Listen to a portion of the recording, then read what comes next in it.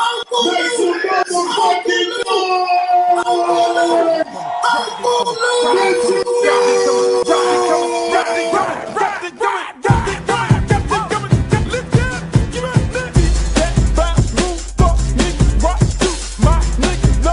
Ain't nothing but so good. Street that in the house, Mr. Special, watch your mouth. C-E-R-B and go to the I like my hoes, never home, always in the street hoeing. Things in the state with their ass cheeks showing, looking fly with the M&Ls, run up in that coupe. None of them like to run up in on, like the big booty hoes with cute faces. Little nigga hit it on the first day basis. Niggas fake bitch kick game straight, Xing those down with the diamond name place on. Or when the path is set with diamonds glaring, keep a nigga staring when you wearing down a Karen. Or skipping shit to keep a nigga looking at you. In the bunk says you can show off your tattoo, even if you're a Max True player. She ain't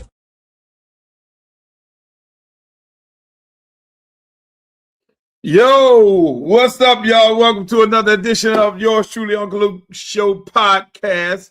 I'd like to thank you all for joining me today. It's going to be a beautiful day. We're going to have us a good time. We're going to have us a great time.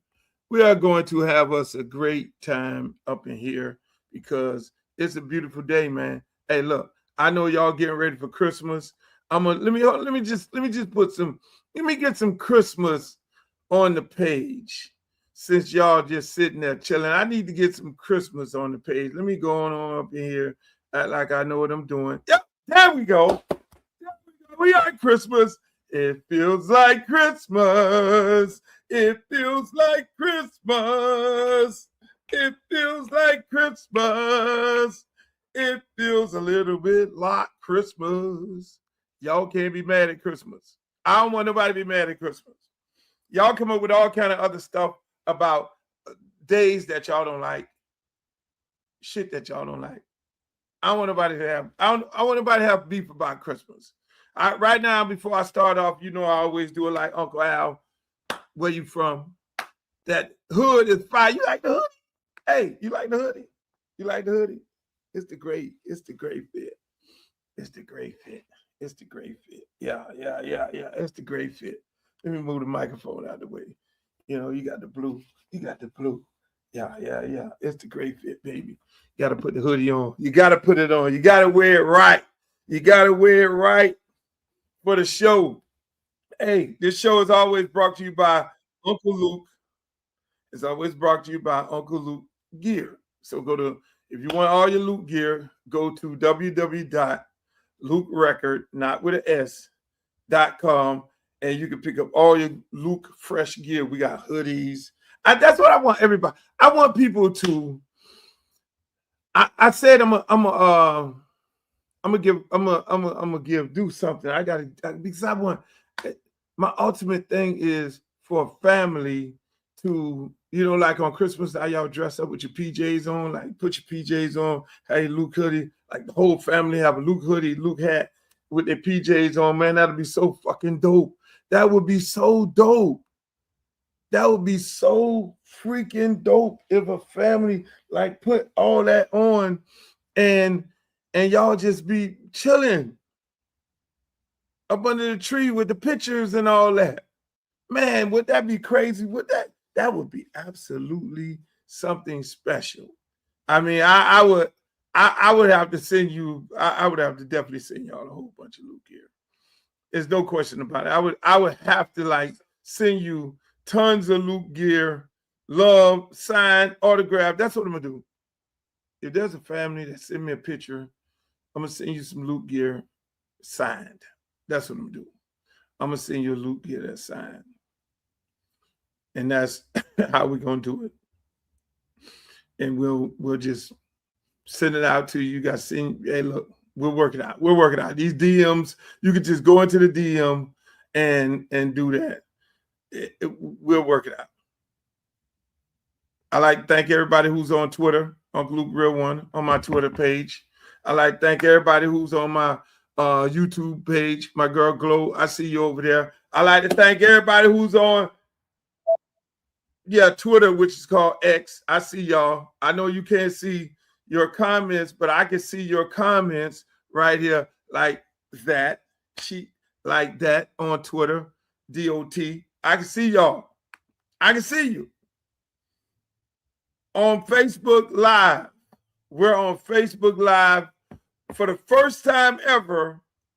we are now on Instagram Live. Instagram, welcome to the Uncle Luke podcast. We are broadcasting simultaneously through how many platforms? Twitter, Instagram, YouTube, Facebook, live right now. So welcome to the party, Instagram. I figured out how to get you all on here live. We only see Instagram is different. They only give you 45 minutes to an hour.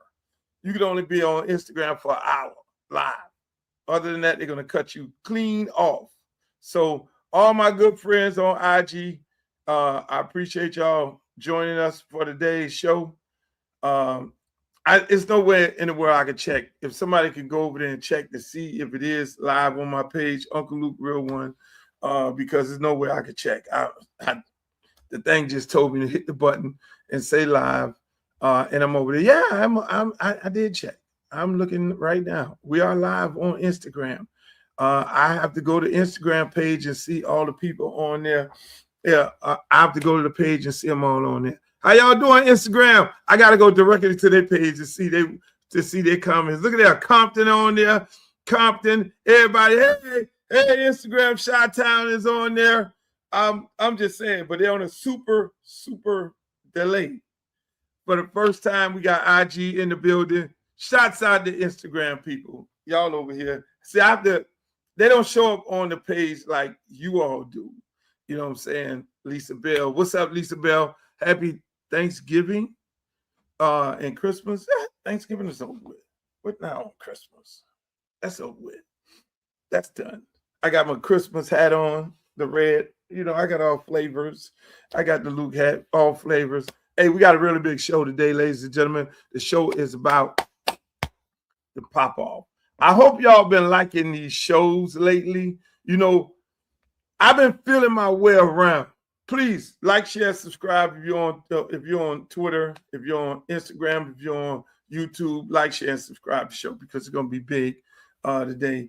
We might have some special guest stars that pop by. You know, we have our regular people who show up every now and then.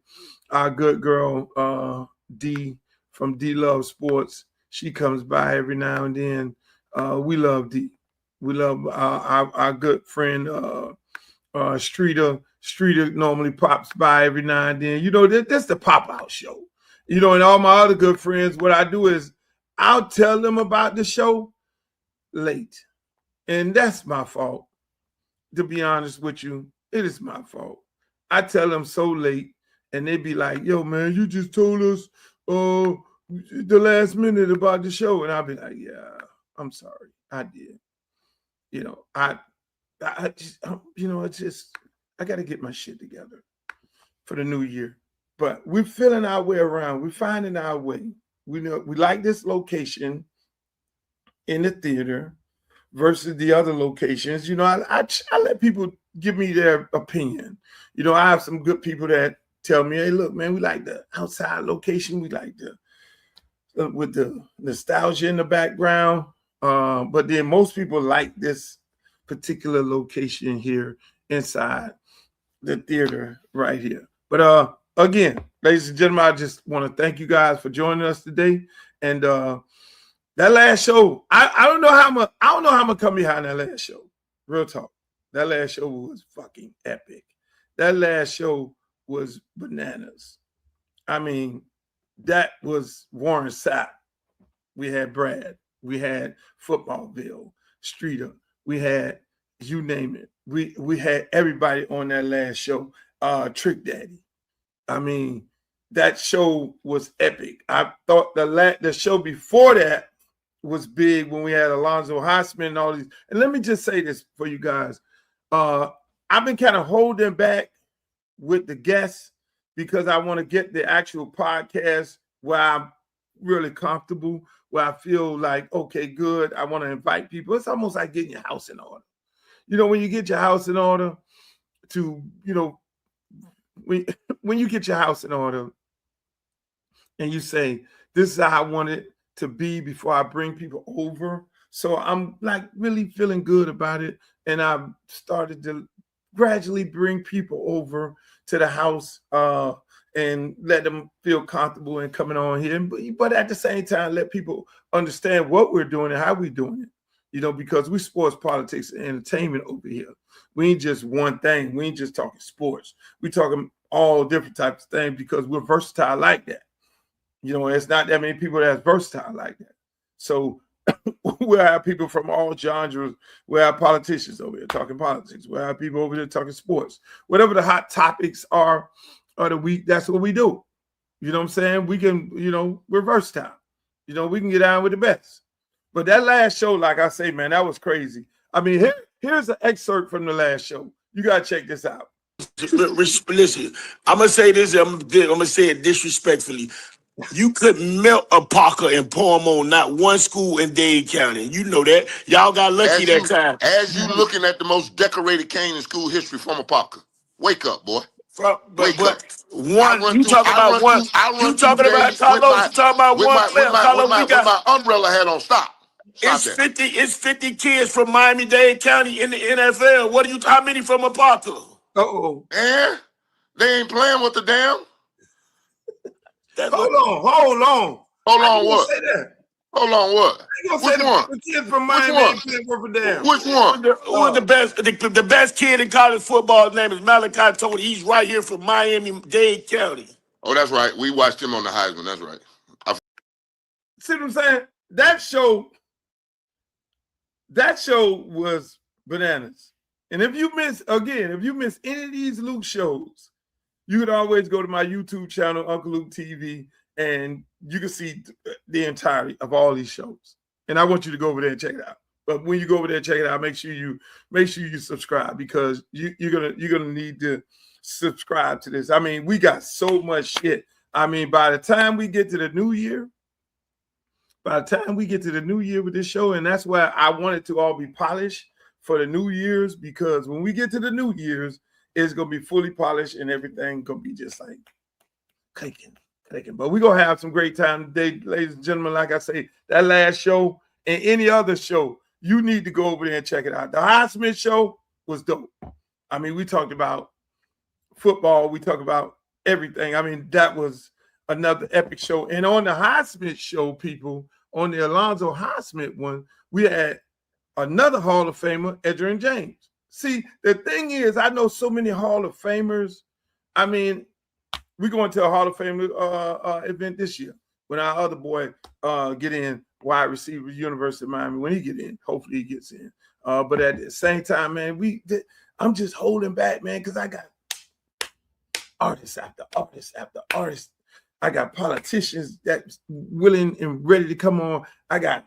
We got more athletes to come on. I mean, listen, I'm just chilling. Like I say, I'm just getting the house in order. And when this house is in order, it's going to be the dopest show you could ever imagine. But if you want to look at any of the past shows, go to my YouTube page, Uncl Luke TV, and you can see all of the past shows. I mean, they're dope. You can catch up on everything that's been going on. You can see the gradual transformation of the actual show. It's a beautiful thing. Man, it's a whole lot to cover. It's a whole lot to cover this day. I mean, there's some shit. Where do we start? Where do we start? Shouts out to North Carolina. I see y'all in the building. Hey, and I want y'all, again, I always want you guys to be involved in the chat. Wherever you're at, if you're on my Twitter page, if you're on my Instagram page, wherever you're at, be involved in the chat. Be involved in the chat. Say the shit that you want to say because, again, you know, this show is, this is a people's show. This is not no self-centered Luke show. But again, today we're going to talk about Shedeur Sanders and how people think he should be such a great person. How they jump on him. How these pundits jump on him as if he's playing with this great offensive team, this great O-line, this great group of wide receivers, this great running backs. Then we're going to also jump into the tour, which is the headline of the day from South Florida, Tua being benched. How everybody feel about that. Most people are saying Brian Flores needs an apology from the Miami Dolphins. We'll talk about that, and I want you guys to chime into the chat. Then we got a big game this weekend: University of Miami versus Texas A&M up at Texas A&M. That's going to be something else, and then another political conversation. I want to get into this Rob Ryan, Donald Trump. You know, that whole thing. You know, and last but not least, you know, the big question is right now, a lot of people are feeling that the brothers and sisters on ESPN are on ESPN to sell out Black people, to talk down on Black people. So you've been hearing all these different controversies and all these big cat fights that's been going on for a minute. We're going to get into that. But first and foremost, ladies and gentlemen, I want to get into this. Miami Dolphins just benched Tua. Now, here's the deal. I said a long time ago when Brian Flores was there, Brian Flores did an extensive evaluation of the quarterbacks. You see, when quarterbacks are getting drafted, when anybody's getting drafted, guys go to the combine. This is what happens in the combine. People go to the combine and they do their testing. It ain't just what you guys see on TV, the 40-yard dash or the shuttle run or the broad jump or them lifting 225, 25 times or better. That's not just the combine. What you don't see in the combine is the meetings, which they won't put a camera in the background for the meetings. Every player has a conversation with each team. Every player goes to each team. They have a meeting set up. Okay, I'm going to the Green Bay Packers. I'm going to the New England Patriots. And every player that's draftable have a meeting with the team. It's a brief meeting. You know, then it's a follow-up meeting. You know, there are follow-up meetings where the team fly the player in and fly them over here. And, you know, if they in a position to draft that person, then there's a situation where if you know you've been drafted in the top 10, these top 10 teams have these drafts, you'll kind of, and you feel like you're going in the top 10, you'll go meet with those individuals even after the draft, even after the combine. I'm sorry, not after the draft, but after the combine. So it's a lot of meetings. It's a lot of getting to know the actual player. What's on their mind? Do they connect with you? Is this guy a dog? Is he a puppy? Is he a joke? Based on your experience, whether you're general manager or you're a head football coach, based on your experience, how this guy is going to be able to deal with the adversity and the adverse situations when you become a football player, less long as a daggone quarterback. And so now when you got a guy like Brian Flores, who's been with the New England Patriots, who's been around the GOAT, Tom Brady, the GOAT as a football player, not necessarily the GOAT as an executive because he's doing a horrible job at that. That's still to be continued. But the GOAT as a football player, when you've been around him and see how he operates, and I know a lot of guys from Fred Taylor to Ocho Cinco to a lot of guys that played over there with Tom Brady, and the respect that he demands and the way you practice and the way you conduct yourself, when you're around a real quarterback and you know this is how a quarterback is supposed to operate, when it's time for you to have your own team like Brian Flores, when it's time for you to go up in there and start interviewing quarterbacks for your first quarterback, this is my team. I just got the opportunity, and now I want a quarterback that's going to catapult me to winning multiple championships, help me become the coach I want to be. I want to be here like coach from the Pittsburgh Steelers forever, coach from goddamn Harbaugh. I want to be here. Me and this guy will be here for 14 years. That's the ideal that goes into your mind when you get ready to draft a quarterback. So Brian Flores is sitting up in there along with Chris Greer, and they have this big tug of war and say, this is what I want. I want the kid from, what is his name? The kid from the young man from the Chargers. who's at Oregon. I'm having a brain freeze right now. Help me out in the chat. Help me out in the chat. Brian Flores wanted him. The organization and the fans, and this shit is all on the fans. The fans wanted who? Tua. Fans walked around, tank for Tua. Tank for Tua. They had the shirts on. They had all the shit. They had all the bells and whistles. Let's tank for Tua. We want Tua. Literally. I went out there with my homeboys from Tootsie's, the managers. We went to the Dallas game, and they homeboys had tank for Tua. They was like, hey, they just going there partying. We went all the way to Texas. Everybody had the shirts on. Everybody bought in. People walking around with jerseys. I'm sitting up in the president of the Dolphins box. People walk around, tank for Tua. They had their Tua jerseys. They already bought in. Humphrey, exactly. Humphrey over there at the Chargers. He's supposed to be at, of course, if it was up to Brian Flores, that's who would have been over there. They'd have been winning like the Chargers right now. Flores ain't want nothing to do with this guy. Big tug of war. I don't want this fucking dude.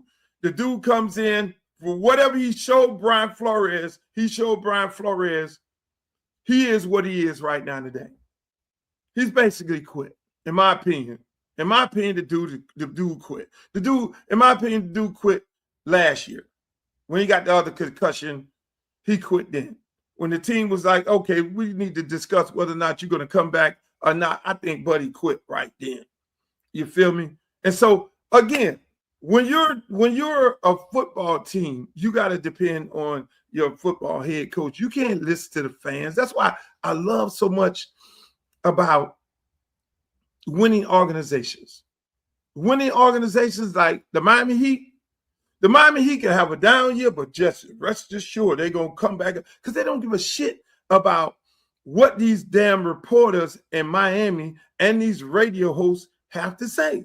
They don't care. They don't care what you say. Pat Riley is going to run his shit the way Pat Riley going to run his shit. But unfortunately with the Miami Dolphins, and there's a lot of friends I have over there, I may not be invited back to the big suite anymore, and I think I've been kicked out of the suite because of how outspoken I am, but I'm going to keep it a buck when it comes to my town. I'm going to keep it a buck. They don't have to invite me in the big suite no more. Fuck it. I'm cool with that. I can buy my own goddamn suite. Been there, did that, bought the T-shirt if I choose to do that. But at the same time, my point to these folks is this. The Dolphins listen to the media. They worry about what the fuck Omar Kelly writes, what the hell Dave Hyde writes, what everybody got to write. They worry about what Joe Rose is saying in the morning. They run the team through the fucking media, just like they did this year when they got rid of Chris Grill. Oh, everybody, they pushed that Chris Grill narrative on all these people. Chris Grill got to go. He's the problem. Chris Grill got to go. And I always ask the question. And I do this Andy Slater sports radio show every Tuesday. I ask the question. You know, in the movies, the black guy is always the guy who get killed first. In the movies, the black guy is always his fault. On the streets, the black guy is always the guy who's committing the crime. But I ask people this. I say, Greer did his fucking job. Greer, I say, look at this roster. Tell me where on this roster that Greer mismanaged or he did not get the players he was supposed to get on his roster. Tell me. You got Waddle. You got 10. Tyreek Hill. You got H.N. He drafted him. Y'all wanted Tua. Y'all fired Brian Flores. Y'all wanted Tua. He got defense coordinator who's doing good. Got him over here. Lost out on the other defense coordinator when it ended up winning the motherfucking Super Bowl with the Eagles. Y'all have all this shit on the field. This is not. This team ain't Carolina, not Carolina, but Nashville. This team ain't the Raiders. This team ain't Cleveland. They traded pieces away to winning teams. This man really loaded this fucking roster. So who the first person to fire? Greer, the media. Greer. No, it's The general manager job is to do what? Bring in players, him and the coach. The coach job is to coach the team. If the general manager had a roster like Cleveland, and I'm going to get to them in a minute, if their roster was like Cleveland, if it was like the Raiders, then you could say malpractice by the general manager. So everybody wanted the general manager to throw it off the boat as if that was going to solve the fucking problem. No, that did not solve the problem. They won some games with some sorry-ass team, ran their ass up to Pittsburgh, never won a game in 40 degrees. So that's why it's going to be very hard to get rid of Tua, because who wants a quarterback who has never won a fucking football game in the NFL 40 degrees and under? So my point to all this is, the Miami Dolphins and everybody else in the fan base, they need to do one thing. They need to do three things. One, you need to issue Brian Flores a fucking apology. Somebody in that organization need to come out and say it. I don't give a shit who feelings it hurt. People's feelings get hurt every day when they're being told the honest truth. Because there's such thing, and I really believe there's such thing called the football gods. And you're going to continuously have jinx on you. They need to issue Brian Flores an apology. Damn, they're trying and interview him to get the fucking job. Yeah, what's up, Reigns? You fuckers. You don't distract me, Reigns. They need to issue him an apology. That's number one. Number two, they need to go ahead and fire the damn coach. They need to go and get Shedeur, defensive coordinator, because they did Don Shula wrong. You take that jinx off you. You take two jinx off you, Miami Dolphins. Apologize to Flores. If you're still in court with him, you can pay this man whatever the fuck he wants.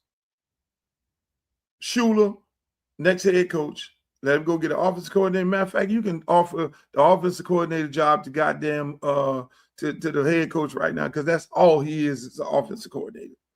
You need to get rid of Tua. I told these people to draft Shedeur. I said, listen, let me tell you, I gave them some business sense. I said, think about it. Tua is going to go bad. Look at my tweets. If you go on X and look at my tweets, I say Tua is going to go bad. I said it on the Andy Slater show. I say he's going to go bad. It's just a matter of time. That train is going to go bad. So if you go and you draft Shedeur and you bring him in, as soon as Tua go bad, if he go run into somebody and say his head hurt or whatever the hell happened, he is not your future. You got your future as a backup. Tua gets benched. Right now, they just benched Tua today. They just benched him. If you haven't heard, they just benched him. Here we go to head coach. Is complicated but simple. The simple piece is I think Quinn gives this team the best chance to win. Our focus is obviously to win the next 3 games, but in particular, like I tell the players, we are focused on beating the Bengals. So that was the motivation. Zach will be backing him up, and Tua will be the emergency third. And what was the thinking in having Tua be the third as opposed to the backup?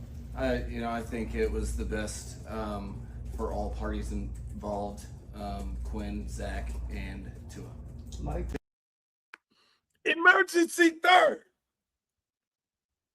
This man went from the starter to scout team. He's emergency third. He's off the fucking roster, basically. He ain't even the backup to the backup who's starting. Something else went on. They realized what I told them all the time, that this dude had quit and wanted to quit. And when you emergency, that means you're like never going to get in the game. Don't even put on your jock strap. Matter of fact, you can go out there with flip-flops. That means 2 people before you got to get injured before you even go out there. How the fuck did you go from the starter 1 week to emergency backup?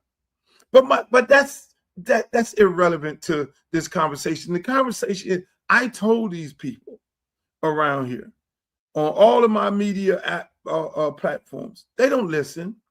All these fucking people are experts. Let me tell you something about these people who work in the NFL. They're not experts. Don't think for one minute. These people are not smart at all. When you have organizations who have lost on continuous basis for years and years and years, centuries and shit, and 20 and 30 years, and they win a fucking playoff game, they don't know what the fuck they're doing. They make you believe that they know what the hell they're doing, but they don't know. They don't use common sense. Common sense was listen to my coach, Brian Flores. He did all these extensive interviews and stop listening to the goddamn fans. That's just like the Florida Panthers. The Florida Panthers don't listen to nobody. They bring in who they want to bring in, play who they want to play, and win championships after championships, but not the Miami Dolphins. Not the University of Miami Hurricanes, by the way. We're going to talk about that in that game. For some odd reason, they got to sit there and listen to what the fans say. Fuck the fans. Fuck the media. I'm saying that right now. Yeah, fuck Luke. I find somebody who's been hitting that shit out the ballpark. Find somebody who's been hitting it out the ballpark on a consistent basis, and you might need to fucking hire them. Hey, look here, man. This dude, he's been saying this shit for years. Everything he said for us to do, we didn't do it. Everything this dude, hey, look here, man. That's how you find great things.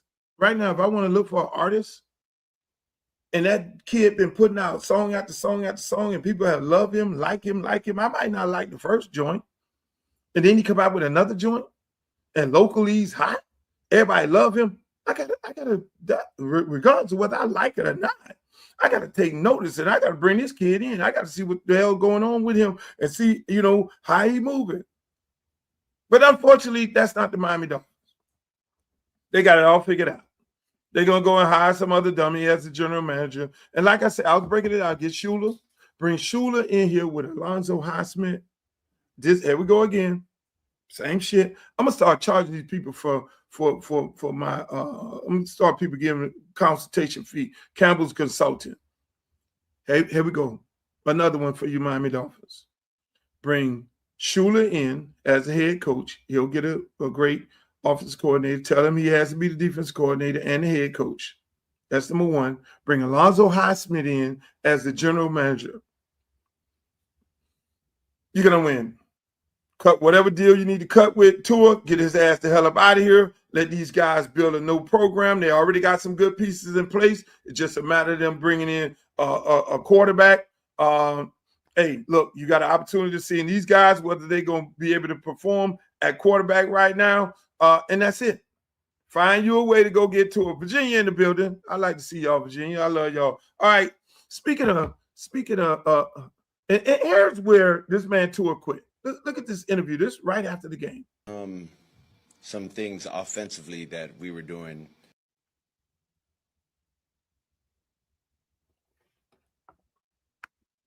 Can you believe that? Yeah. I need y'all to listen to this shit again. This is Tua talking about his team and what they were doing. I guess we are technical. We can't get that up. All right. Well, basically, the man ain't had shit to say. He's worried about what offensively, what we were doing. Offensively, we weren't doing nothing. He couldn't even tell you what they were doing wrong. He had no idea as to what happened. So it was automatically, he was basically he just like he threw his team up under the bus at the beginning of the year and had to go back and apologize to them. He threw the offensive coordinator, which is the head coach, up under the bus. Speaking of throwing people under the bus, listen, man, I can't make this shit up, right? These folks get on TV, right? Shedeur Sanders, like my nephew, love him to death. Is my good friend, prime son. So let me just get that love him to get like he's one of my kids. I find it funny how the media gets on TV. Oh, Shedeur threw 3 interceptions. Oh, he threw 3 interceptions. Oh my God, he had a bad game. It was as if they all were sitting there waiting, which they were.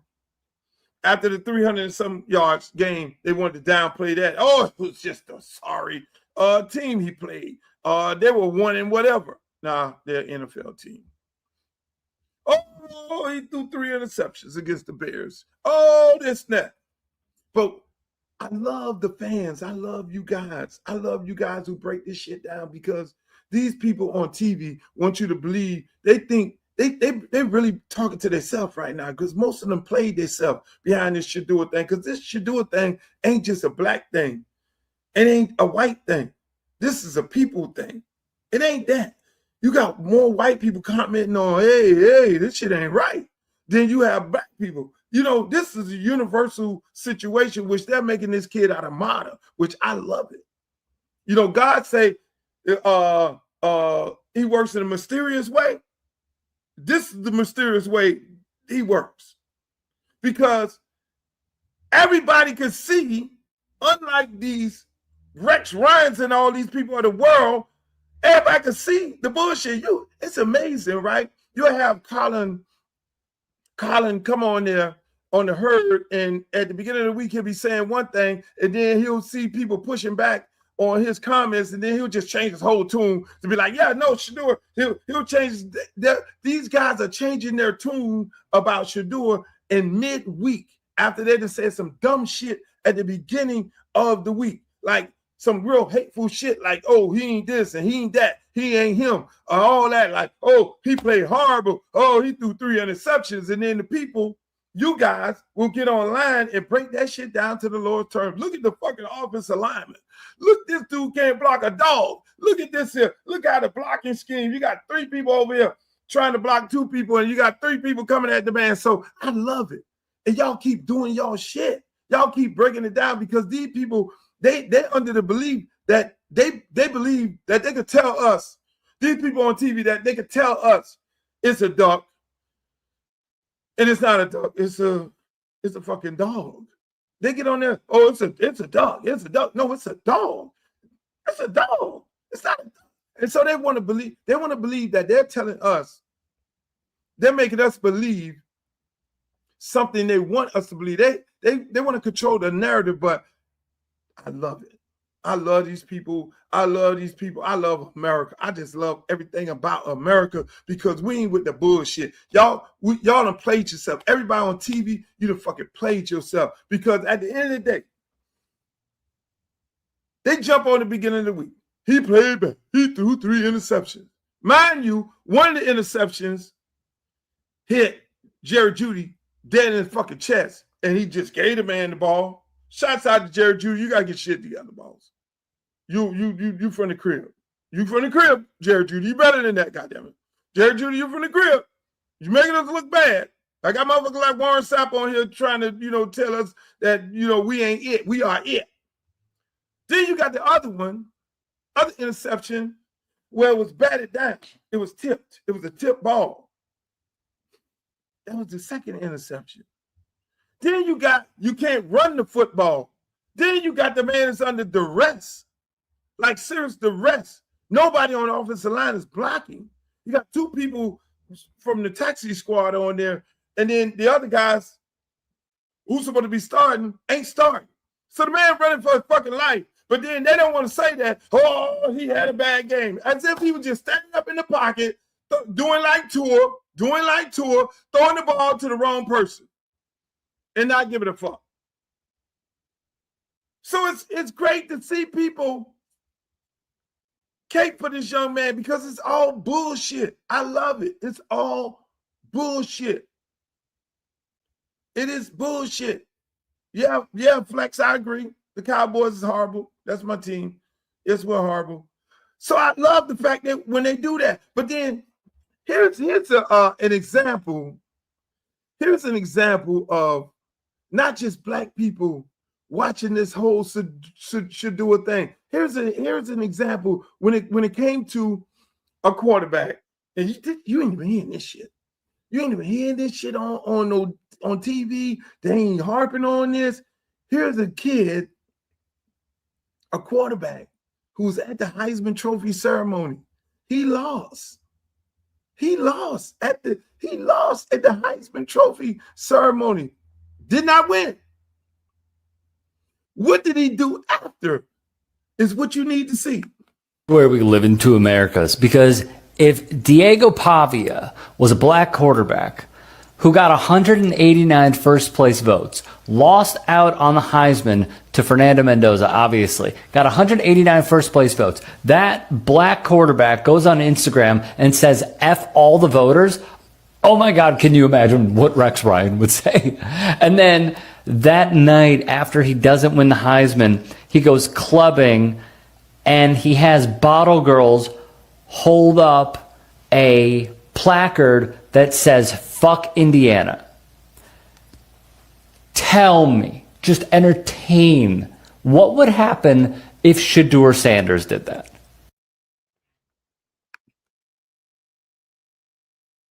See what I'm saying? What would happen if Shedeur Sanders did it? See, that's a white guy breaking this shit down. That's a white guy breaking this shit down. What would happen if Shedeur Sanders did that? Everybody can see it. What would happen if Shallow would have did it? You don't hear this. You don't hear this. This kid is getting ready to be drafted. One of the top teams who should have been in the playoff. And he go to the club and bring shit. You know how when they bring the big old bottle thing and the sparklers and all that, man, put on my shit. Fuck the voters. Oh, he would have never got into the draft room, but they'll forget about that. That's the way it works. They'll forget about when Johnny Manziel said what he had to say. They'll forget about when Josh Allen said what he had to say. Not Josh Allen, but the old boy over there at Buffalo. He had some choice words also. They forgot about that. They forget about a lot of things, like Ryan Clark. He forgot about all those different guys. He forgot about all those other guys who did the same thing Sharon Moore did. But never said, nobody never said that they would never get an opportunity. Again, never said that, the white community is going to be in bad shape. All the white coaches are not going to get an opportunity. Never said that. He never said anything about Rick Pitino and what he was doing up under the table in the restaurant. Ryan Clark. Never said anything about Lane Kiffin. Never said anything about Les Miles. Never said anything about Rich Rodriguez. Never said anything about Sarkisian. Never said anything about Chris Foster. Never said anything about the Pelini. They never said nothing about none of these people. Some of this y'all hearing for the first time. Y'all like, what the fuck is Luke talking about? Ryan Clark and those people on TV never said anything about none of those people who I just named, and all of them did the same fucking thing Sharon Moore did. I don't condone what Sharon Moore did. He dead ass wrong. His ass supposed to be fired like a motherfucker. But to get on the TV and say all black coaches will be affected by what he did, and that's not true. Because you had another jackass at Michigan State. He did the same thing, similar. But how many brothers got hired after he did? So you're gonna put Sharon Moore in the same class as the new Virginia Tech coach who's at Penn State? You're gonna put him in the same class as that? You're gonna put Sharon Moore in the same class as Mike Tomlin? You gonna put Sharon Moore in the same class as fucking Huff? You gonna put him in the same class as Willie Simmons? Come on, don't do no shit like that. I'm not gonna stand by that. But the problem that I have with that is ESPN. You allow that to happen. But you kick Jamel Hill off the TV. You kicked Jemele Hill off the TV when she had some choice words for Donald Trump. See how this shit go? See how this shit go? You see how this shit go? Soon as she disagreed, I had some choice words, and Trump then sent a letter to ESPN. What ends up happening? Jemele Hill canceled. What happened when Joy Reid had some choice words for Donald Trump, like every other white person on TV? Canceled. Really? So my point to all this is this. My point to all this is this. Is it, and y'all, I'm asking y'all, is it that these networks like ESPN, part of your job is to tear down, part of your job as a black man is to tear down other black men. And if you can't tear down other black men and give white men and women a pass, then you cannot work for our network. Ryan Clark wasn't always like that. Stephen A. Smith wasn't always like that. Stephen A. Smith was hardcore black. Matter of fact, when I peeped Stephen A. Smith turning like that, it was after he got suspended. And somebody sat him down and probably told him, hey, Stephen A. Smith, look here, man. And I like Stephen A. Smith. I have a conversation with him because he's evolved into trying to balance the shit off, because Stephen A. Smith came in black and he was too fucking black. And then they had to check him because he would tell you, oh, hold on, I can say this. I got sisters that's black. I got mama that's black. I'm black. I'm real. I'm a nigga. I'm a real brother. He would say that. Then he got suspended. If you've been following Stephen A. Smith's career, he got suspended when he was too super black. They sent him home and say, you need to think about it. You need to think about it. If you want to be on this network, you can't be pro-black like that. You can't be the angry black man. You got to balance that shit out. Stephen A. Smith came back. He was a totally different person. He became a person that I did not like. And I tweeted that I don't like this Stephen A. Smith. You caping. You looking like a house nigga. He became that kind of guy. Who called me? Who called me? The same girls that he beefing with right now.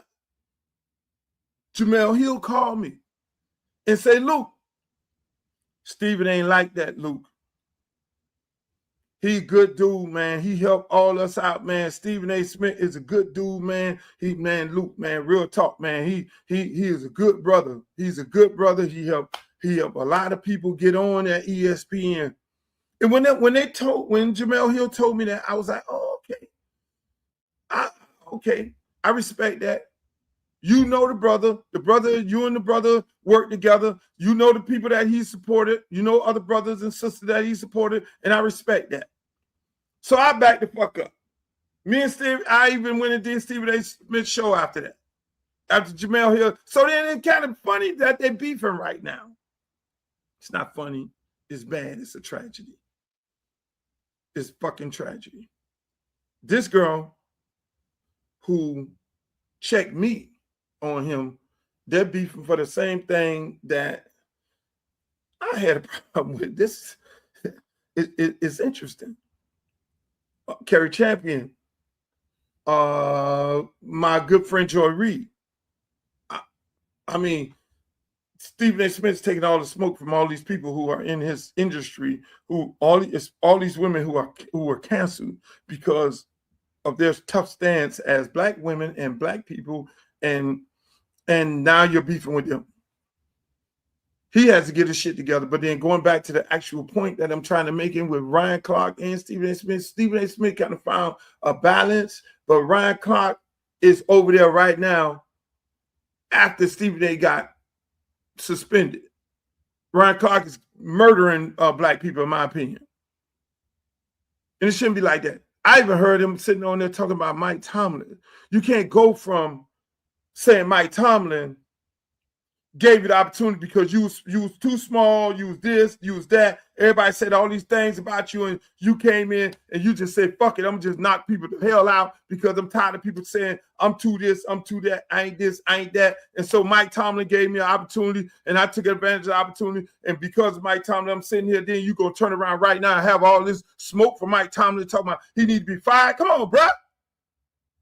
That's hypocritical. There's words for that in the dictionary. Hello. Tearing down another brother. But then going back to this kid who just went and did some crazy shit, did you jump on him?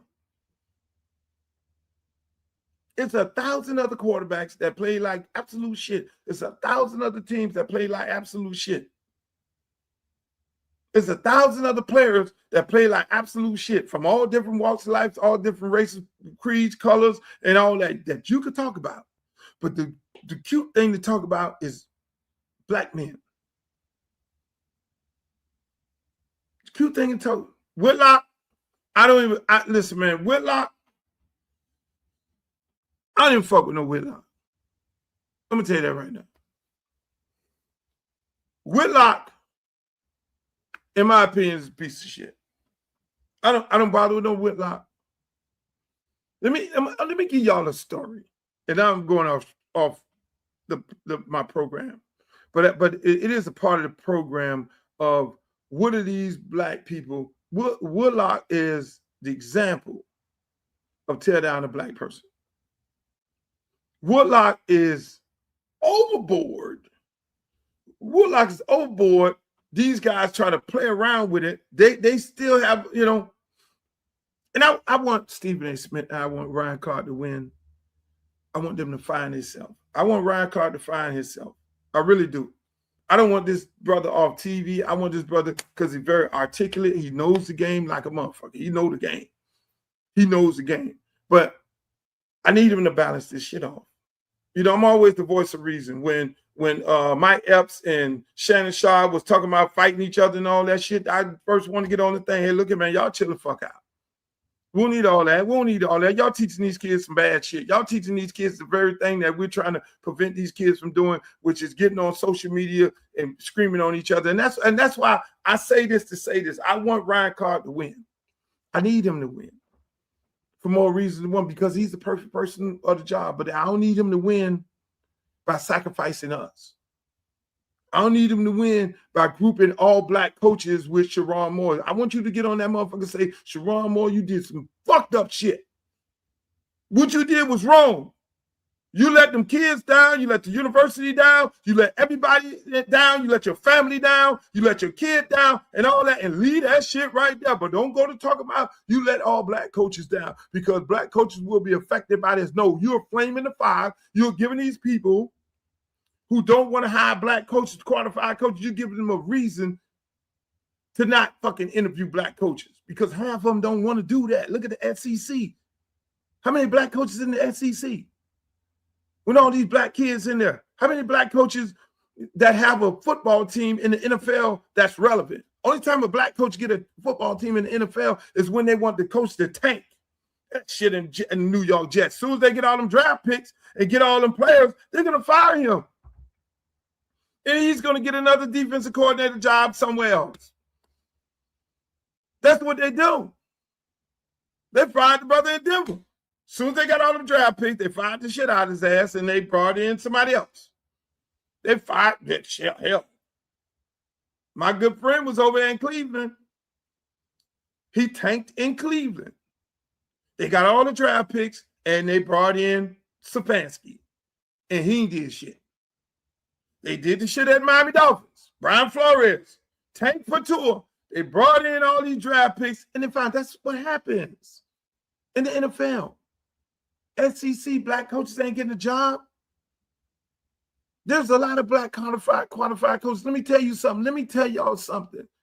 You can't name in P4, you can't name 10 black offensive coordinators. You can't name 10 black quarterback coaches, because the quarterback coach is directly tied to the offensive coordinator, which ultimately ends up getting you a job. I'm just saying.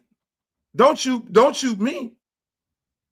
I just keep it a buck. So when a guy like Ryan Clark gets on TV and say what he say, and I interact with all these coaches on a daily basis to see how they get disenfranchised and see how they get treated like shit, I can't stand to hear no shit like that. That's where I'm coming from.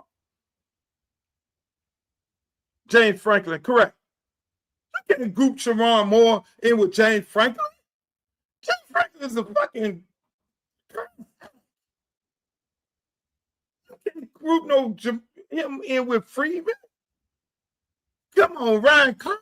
You know better than that. You can't be an articulate nigga and then all of a sudden be so dumb on a certain question. Ooh, that's deep.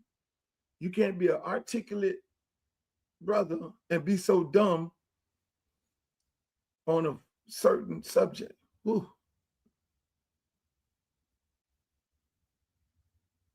That's moving right along. Speaking about dumb, look at this shit. A number of Republicans have denounced your statement on Truth Social after the murder of Rob Reiner. Do you stand by that post? Well, I wasn't a fan of his at all. He was a deranged person as far as Trump is concerned. He said he knew it was false. In fact, it's the exact opposite, that I was a friend of Russia, controlled by Russia. You know, it was the Russia hoax. He was one of the people behind it. I think he hurt himself in career-wise. He became like a deranged person, Trump derangement syndrome. So I was not a fan of Rob Reiner at all in any way, shape, or form. I thought he was very bad for our country. Yeah. I mean,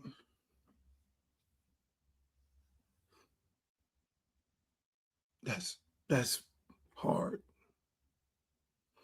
That is so hard. Talk to me, chat.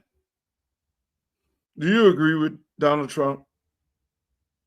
Do you think he should have made those statements like that about Rob Reiner? Talk to me, chat. Come on, people in the chat. I need to hear from y'all. I need to hear from y'all. Do y'all agree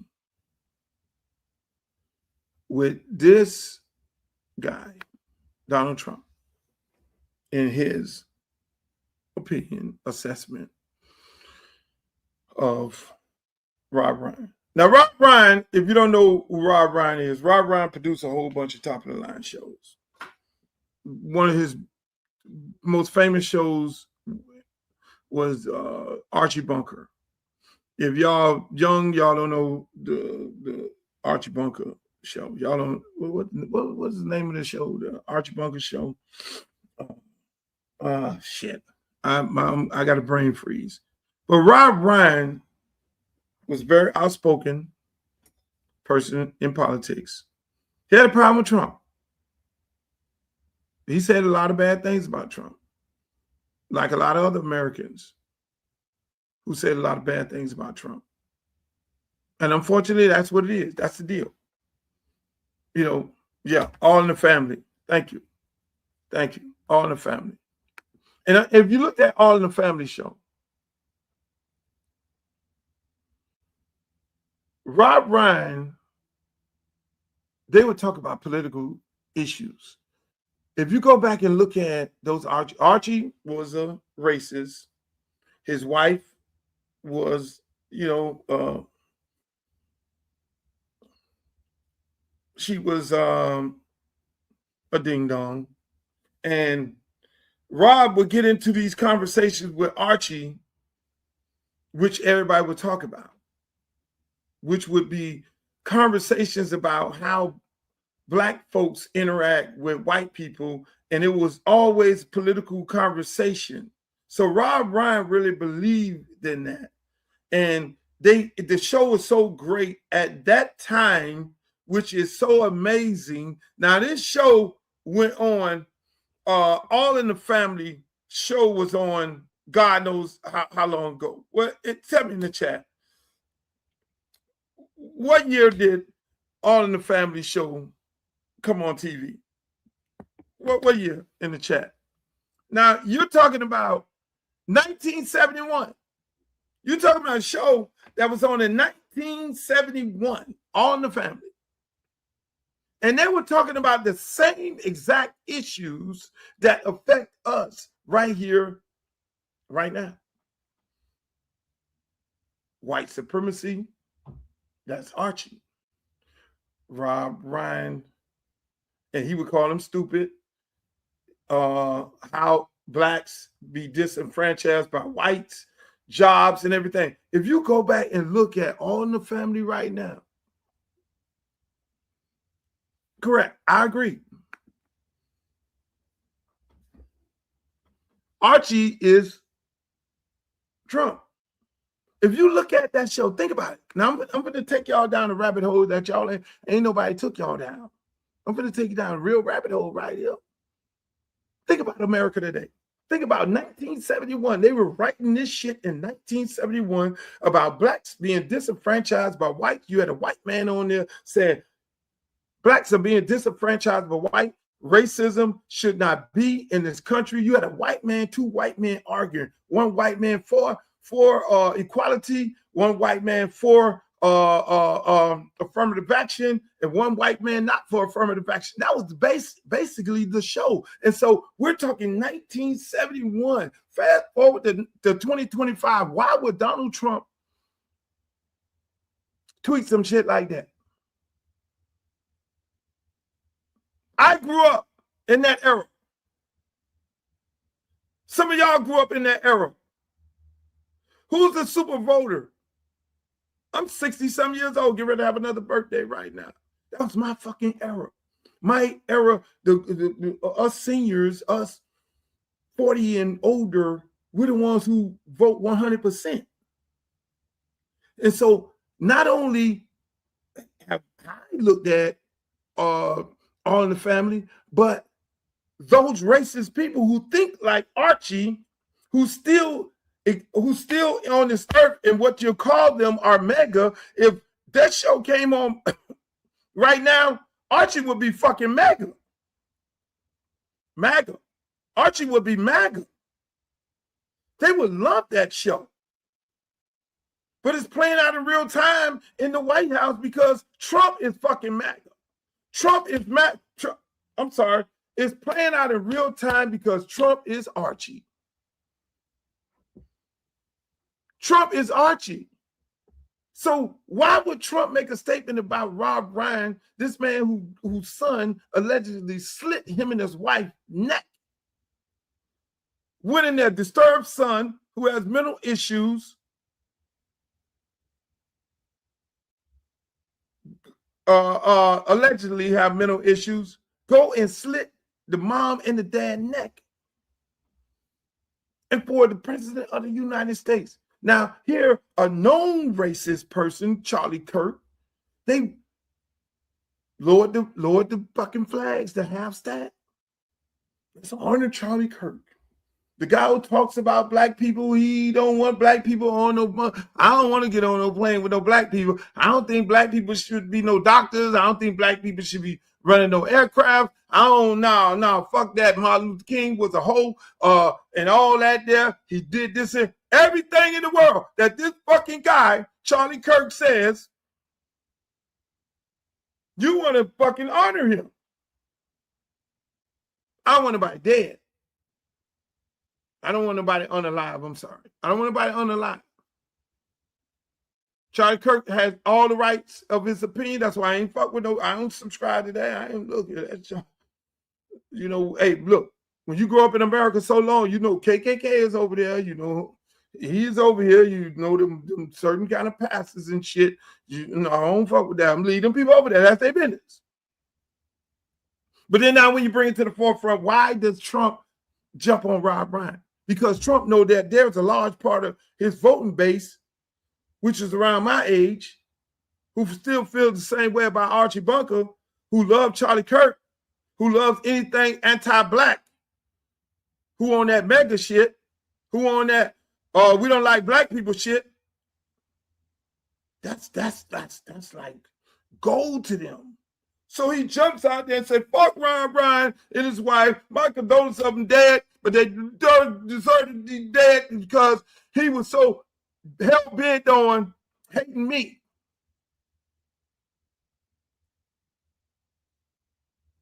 Can you believe that?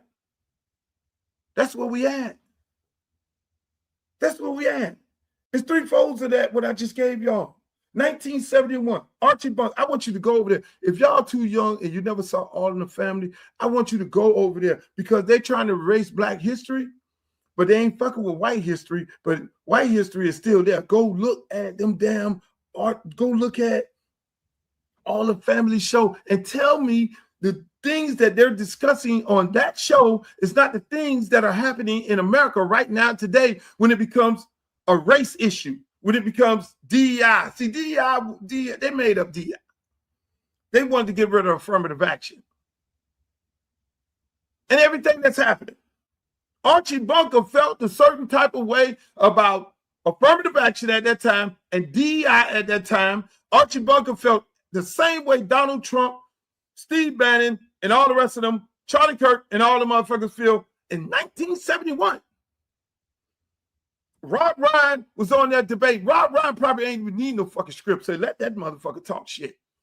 I don't need no fucking script. I can sit here and debate this motherfucker all day about being fair and impartial to all Americans because I love all Americans. That's what you got, people. That's what you got. That's where we at. That's why right now, when there's a Black Lives Matter protest, it's about Black love, Black respect. And that's why the protests has become all shapes, sizes, and colors. That's why I don't hate white people or Hispanic people. I love and fuck with people who believe in what's right. There's a lot of Black people that believe in what's wrong that I don't fuck with. Stephen A. Ryan Clark. Now I fuck with Stephen A. You see what I'm saying? There's a lot of people that feel a certain type of way, people. So you got to fuck with people that's right and not selling us down the rabbit hole. That's why I'm telling you, man, I struggle every day. Every day I struggle, people. I struggle because I get on here, I know better. I have a platform. You guys love me. You love hearing what I'm talking about. I know I can make a difference. I really know I can make a difference. I'm sitting there, man. Look, man, I don't like being that guy sitting on the sideline just, y'all need to do this. Y'all need to do that. I'm the type of person that get in the game. Everything I did, everything I've done in my life, if I saw my community fucked up, I went down to the city commission meeting. I went down to the county meeting. I went down to Tallahassee and protest and stood up and spoke before the Capitol. I got in the game. I always get in the game. So I can do so many things that have done in my community and support the right people, whether it's Democrat or Republican. My mayor was a fucking Republican. One of my best friends right now today, Francis Flores, he termed out. He sits up there talking with Trump, invite him to the White House. But I can go to him at any given time for any issue that concerns our people in my community, and I can get it done. It's not a partisan thing, it's a people thing. And so I struggle every day saying, man, I don't want to run for office, but I might have to run for office. I might have to get in the game. I'm either governor or fucking Congress, because I'm gonna have to go down there to Washington. Do I need do God? Do you want me to? And me and Jesus and God keep talking all the time. I'm like, God, are you pointing me in the direction of going to Washington? Or are you going to point me in the direction of running for governor and staying in the state? Which direction you want me to go in? And so we having these conversations all night. Me, God, Jesus Christ, three others. Because I'm sick and tired of getting on this thing right here and talking to y'all about the obvious. I'm sick and tired of sitting there talking about the obvious. Some of us have to get in the game. Like my brother Roland Martin, so smart, so intelligent, so articulate. No, I'm tired of you talking on this fucking YouTube. I need you to get in the game. I need you to run for office. Hey, some of y'all disagree with Stephen A. Smith. If Stephen A. Smith run for office, I would love it. I would love it. Because even if you win, you make light of the issues when you're going against the opponent. And then It's the determination as to if you all want us to serve. And if you all want things to be the same way it is, then you status quo. Hey, at least we tried to get in the game and help. We can gracefully go sit our ass down and get back on these platforms and talk what we need to talk. I need Jamel Hill to run for office. I need Don Lemon to run for office. I need Joy Reid to run for office. That is a brilliant mind, that lady. By the way, I'm going to have her on the show. So these are the things, these are the issues and the shit that we deal with on a daily basis, people. I mean, hey, I love doing the show. I love talking to y'all. I love giving y'all a different perspective as the things that are going on in the world.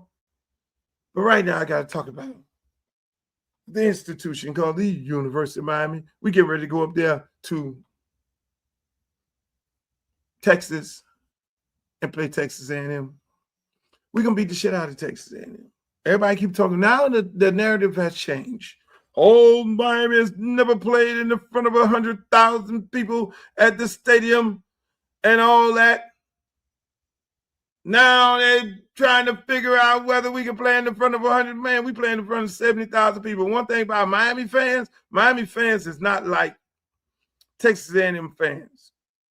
When you play at the University of Miami, you play in front of millions of people. The stadium may not be full up. It does get filled up when there's a real game going on in there, 65,000 people, but we have a whole community here. And this community is very harsh when it comes to football. We ain't no fan of no garbage playing football. If you play like trash, you're going to have to stay in the house until you play good. You don't get that in that wherever Texas that is.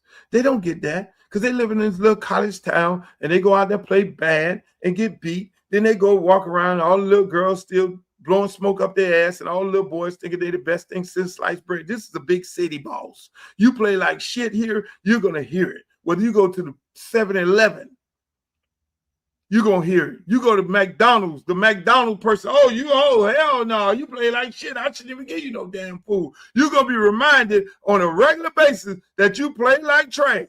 So you have to deal with the entire city of Miami.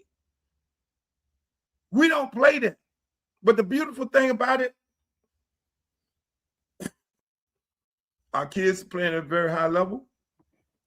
I don't think Mario can fuck this up. I'm going to just keep it above.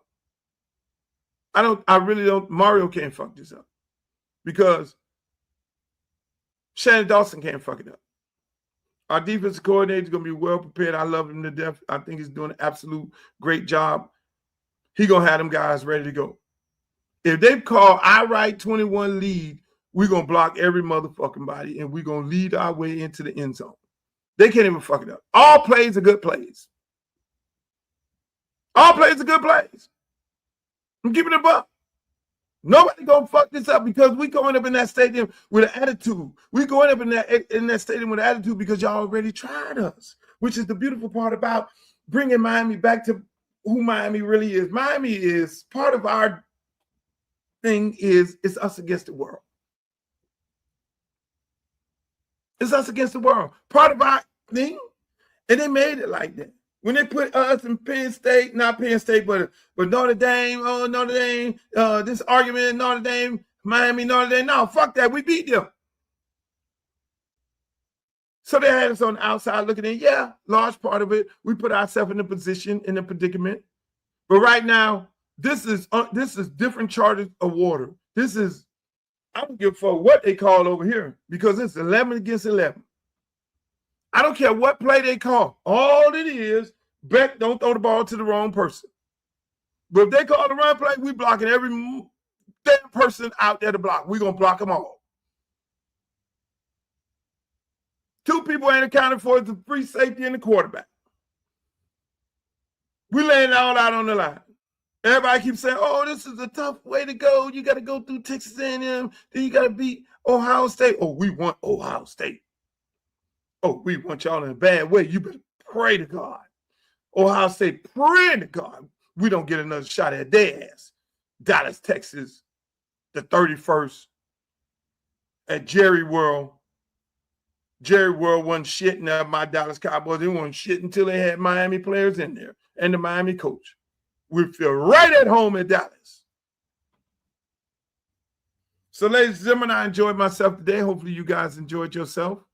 If there's anything in the chat right now you want to ask me, please feel free to do so. But make sure you follow me on my YouTube page. Follow me on my YouTube page. That's Uncle Luke TV. Follow me on X. Some of you good folks are on X. How y'all doing? I see you over there, Coach. Coach Busby. I see you over there, Walter Campbell. Walter, are you kin folks to me? I mean, are you people from Jamaica? When I see the Campbell name, it's like, my dad from Jamaica, he Campbell, and my mom is from Bahamas, and her people were the Stirrup families, Galloway, Stirrups. Let me know, Walter. Rice and peas one day, peas and rice the next day. You like the hoodie? You like the hoodie? That's the gray. I put the gray on y'all ass. I know y'all. Hey, look here, man. Let me just say this here. I put the hoodie on to make you people who are in these cold cities feel good. Because it's not cold here. It's hot in the motherfucker. See what I got on? A hoodie and shorts. It is hot in the motherfucker here. And I'm hot. I'm burning up with this hoodie on, by the way. But you people in them cold cities, get your hoodie. Go to LukeRecords.com. That's what this show is sponsored by. It's sponsored by my own gear. Because I listen, I wanted to be sponsored by my own gear because at the same time, I get to say what I want to say when I want to say it and how I want to say it. That's the most important thing, to be liberated. You can do what you want to do, say what you want to say, and however you want to say it. That's what it's all about. That's what it's all about. But once again, I love you guys. It's snowing. Where you at? It's snowing in DC. Tell Sap. Oh, okay. Hey man, listen. I like I said, I enjoy myself on here. Please go and follow me on all my social media pages. I try to engage with people on a consistent basis. Instagram, Uncle Luke Real One, X, Uncle Luke Real One. That's my handle on those places right over there. Facebook is Uncle Luke on Facebook. Go to my Facebook fan page and follow me over there. I got some great people, some great interaction over there. And on TikTok, I'm over there. That's Uncle Luke 305 on TikTok. And like I say, I enjoyed myself. I see you guys on Friday. Friday, I'm going to go to the fight. I'm going to the Jake fight. Netflix hit me up. They say they want me to come and fight. They're going to send me a car and all this here. I'm going to go. Yeah, for Denver, warm in Denver, right. Y'all will be frozen in a minute. Okay, Lisa Bell, how you doing? I love you guys. I enjoyed the show. Hopefully you enjoyed the show. Hopefully you got something out of it. Next time, invite somebody else. We will be replaying the show throughout the day and in the morning. So you check for the notifications. But at the same time, if you miss any Luke show, you can always go to YouTube. That's Uncle Luke TV, YouTube, and you can check out any of those great shows, the shows with Trick Daddy, the shows with Warren Sapp, the shows with some great University of Miami people. They're all on YouTube. Go to Uncle Luke TV. But like I always say, in the words of Walter Cronkite, one of the greatest reporters, one of the greatest anchors of all time, may the good news be yours and only yours. Pull out the stick, come shoot that. Booty poke out like a book bag. Booty poke out like a book bag. Pull over ass too fast. Come, we should go bring that Uncle Luke back.